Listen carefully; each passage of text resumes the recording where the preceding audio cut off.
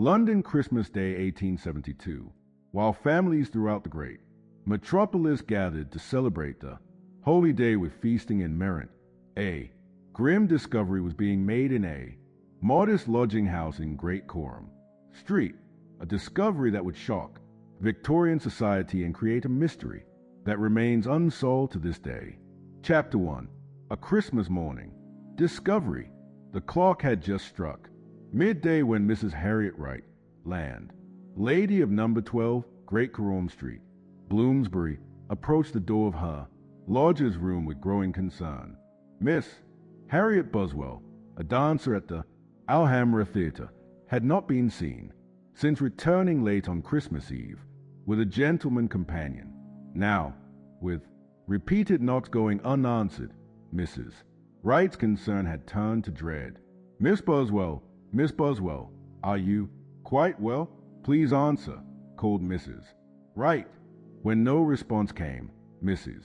Wright summoned help to force the door, which was locked from the outside, the key mysteriously removed.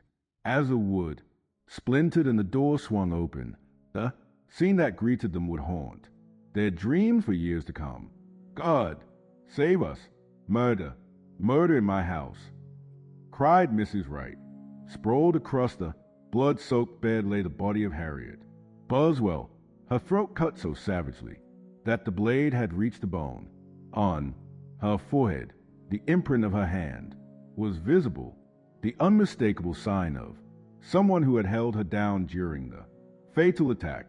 Christmas Day had brought not joy but a brutal killing to number 12 Great Coram Street.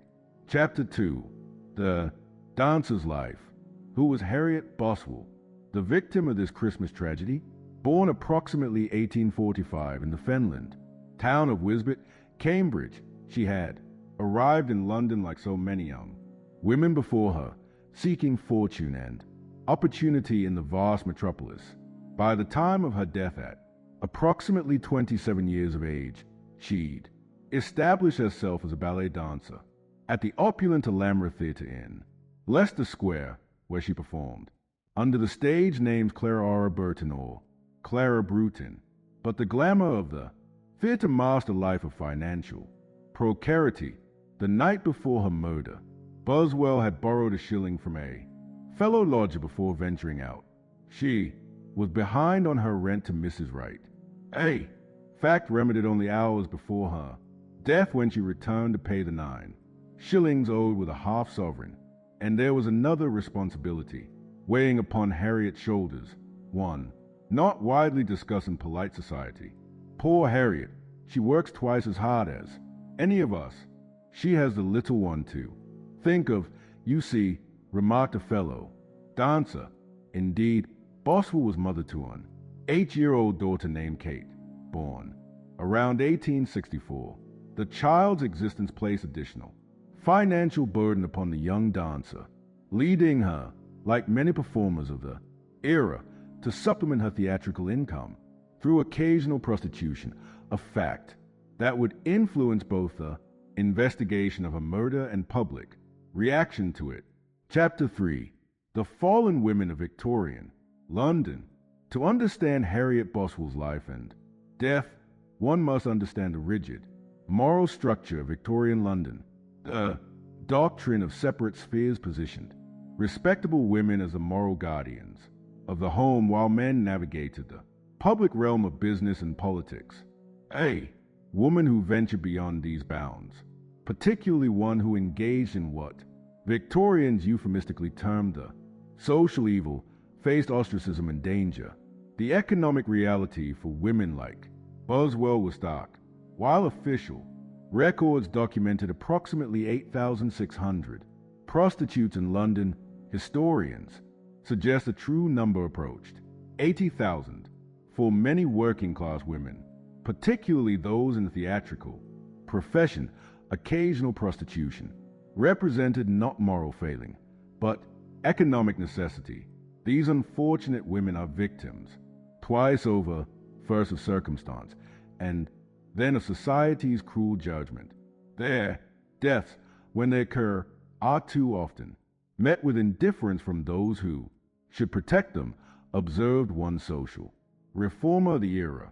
Bloomsbury, where Boswell resided, exemplified London's complex social geography, once the fashionable domain of the aristocracy.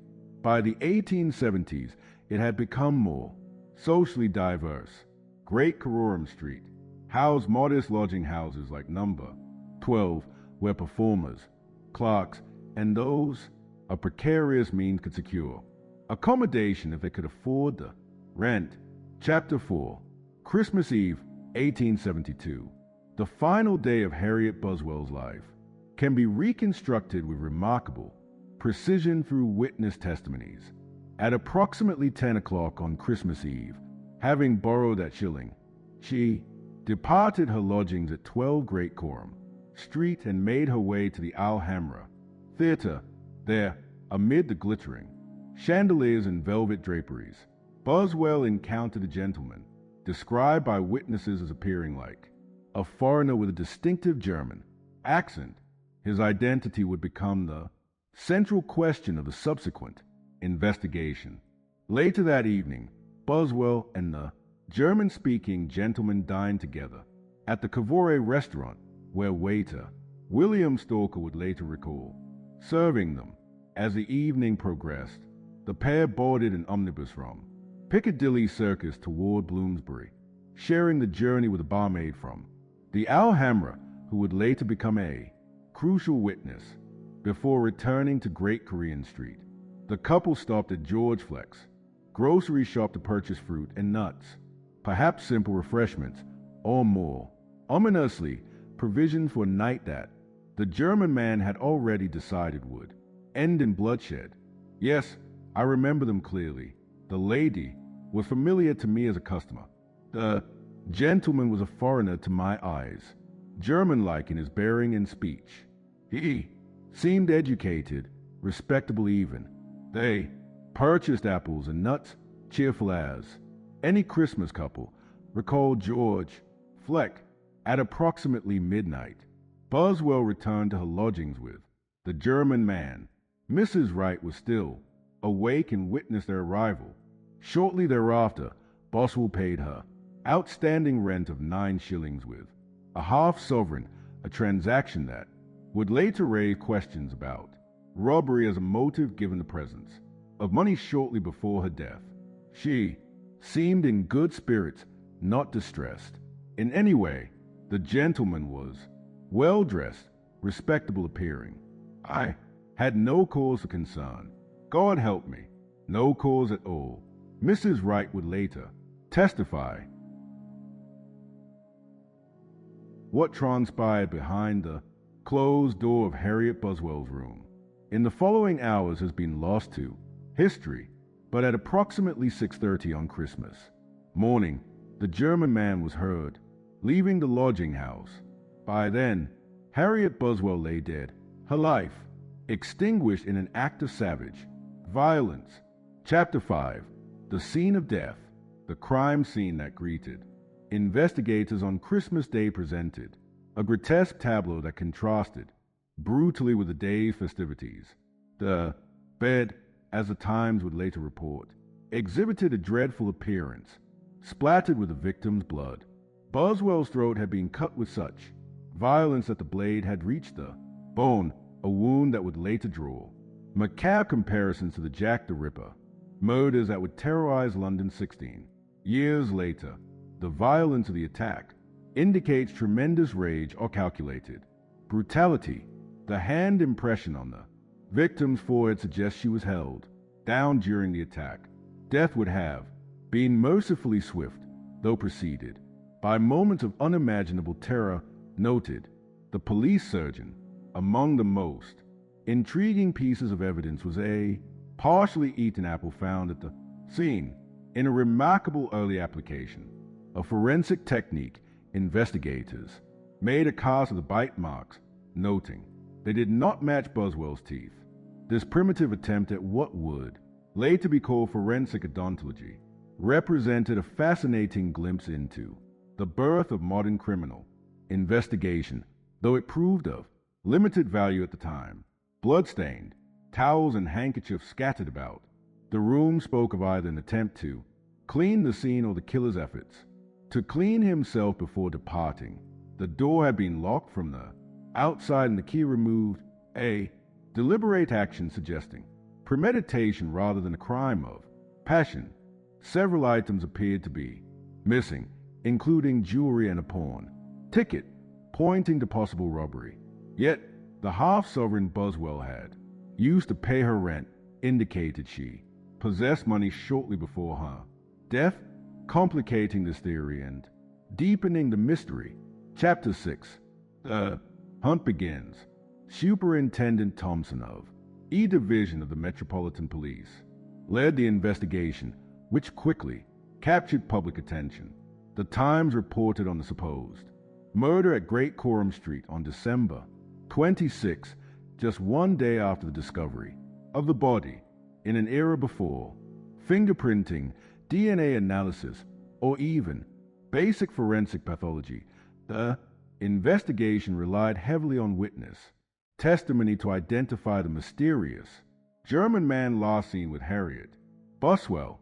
We seek a gentleman of foreign appearance, German in speech, approximately 30 years of age, well-dressed and educated in manner.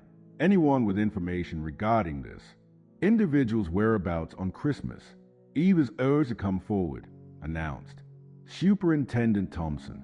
A substantial reward of £200, equivalent to approximately £22,500, today was offered for information, leading to the killer's capture, creating both incentive for witnesses and later controversy over their motivations.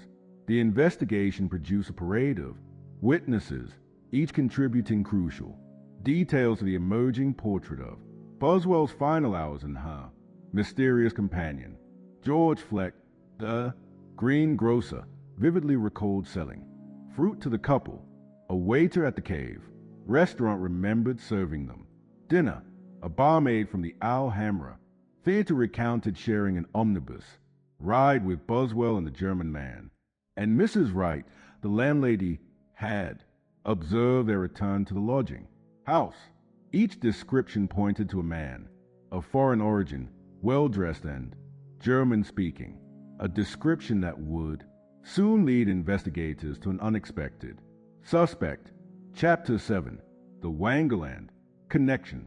In January 1873, the investigation led police to the German brig Wangerland, docked at Ramsgate for repairs. The vessel was carrying passengers and crew bound for Brazil, where they intended to establish a new German colony. Among the ship's complement were two men who would become central to the investigation: Karl Vogt, the assistant surgeon, and Dr. Gottfried Hessel, the ship's chaplain. I am Inspector Harnett of the Metropolitan Police. I must request that all gentlemen of the ship's company present themselves for identification regarding a most serious matter, declared the inspector upon boarding. Inspector Harnett traveled from London with witnesses to conduct an identification parade, a journey that reflected the seriousness with which authorities viewed the Buswell murder. Initially, suspicion fell on Karl Vogt, who was arrested. However, during the identification parade, witnesses made a dramatic and unexpected identification, not of W, but of Dr. Gottfried Hessel, the ship's clergyman. That's him, the tall one with the serious countenance. I'd stake my life on it, whispered one witness. The identification of a man of the cloth as a potential murderer sent shockwaves through both the German community and British society. Dr. Gottfried Hessel, a 31-year-old Prussian-born clergyman, ordained in 1867, now stood accused of the brutal Christmas murder of Harriet Buswell. Chapter 8. The Clergyman in the Dock. On January 29, 1873, Dr. Gottfried Hessel appeared at Bow Street Magistrates Court. The case against him rested almost entirely on eyewitness testimony. 5 of the 7 witnesses at the identification parade had positively identified Hessel as the man Seen with Buswell. George Fleck, the greengrocer, is positive the accused is the man who purchased fruit with the deceased. William Stalker, a waiter at the Cavour restaurant, firmly adheres to his statement that the accused is the man he served with supper. These testimonies, Your Honor, place the accused squarely in the company of the murdered woman on the night of her death, argued the prosecutor. Yet Hessel provided a compelling alibi, claiming he had been ill in bed at Kroll's Hotel in America Square, London on Christmas Eve. This alibi was corroborated by multiple witnesses, including Carl Volby, who testified he had seen Hessel in the dining room at 8:30 p.m. on December 24th, noted he was very unwell and prescribed medicine for him. The witnesses before you have been photographed not by the aid of the sun or the gaslight, but by the 200 reward. Their identifications are colored not by truth, but by avarice, proclaimed. Defense counsel Mr. Straight to courtroom. Applause this dramatic statement, suggesting witnesses were motivated by the substantial reward rather than honest recollection, was met with approving applause in the courtroom, a reflection of public skepticism about the case against the clergyman.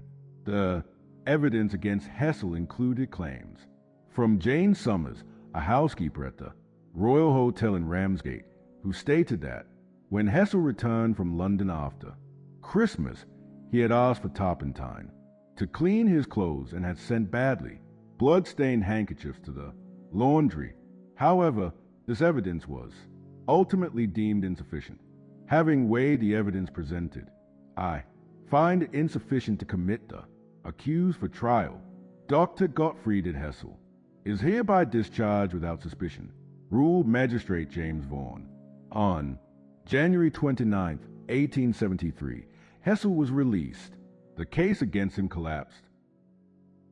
The Morning Post reported his release on January 31st, 1873, and public opinion swung dramatically in his favor.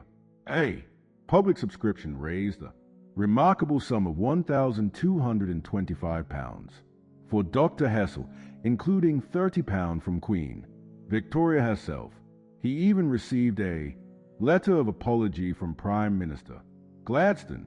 Chapter 9. The mystery deepens.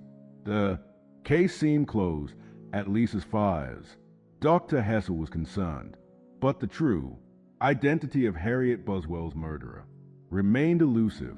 After Hessel's release, an anonymous letter from Germany revealed aspects of his character that contradicted his respectable image, claiming he had been discharged from congregation for drinking and debts.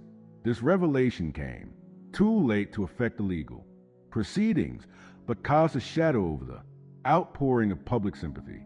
Meanwhile, the Buswell murder investigation stalled. Without modern forensic techniques, the Metropolitan Police had exhausted their leads. The killer's identity seemed destined to remain one of Victorian London's unsolved mysteries, at least until modern research would uncover a startling new theory. The investigation remains open, though I confess our avenues of inquiry have narrowed considerably. We shall continue to pursue any legitimate information that might bring Miss Buswell's murderer to justice, stated police commissioner. For nearly 150 years, the brutal Christmas murder of Harriet Buswell will remain an enigma, a footnote in the annals of Victorian crime. But recent research has unearthed a compelling theory that connects the murder to events that unfolded thousands of miles from London. Chapter 10. The Rifleman Connection. In 2019, researcher Stanley Bruce proposed a theory connecting Buswell's murder to a man named Wilhelm Krauss, a German who signed on to the British ship Rifleman under the alias William Cross just 2 days after Buswell's murder. The timeline he uncovered is remarkable in its implications. December 25, 1872. Harriet Buswell is murdered in London. December 28, 1872.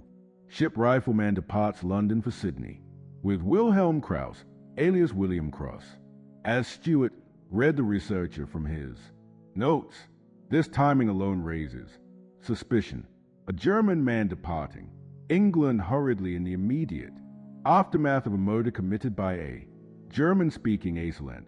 But the story of Wilhelm Krauss was only beginning and would soon add a bloody postscript to the Buswell tragedy. Chapter 11, Murder at Sea.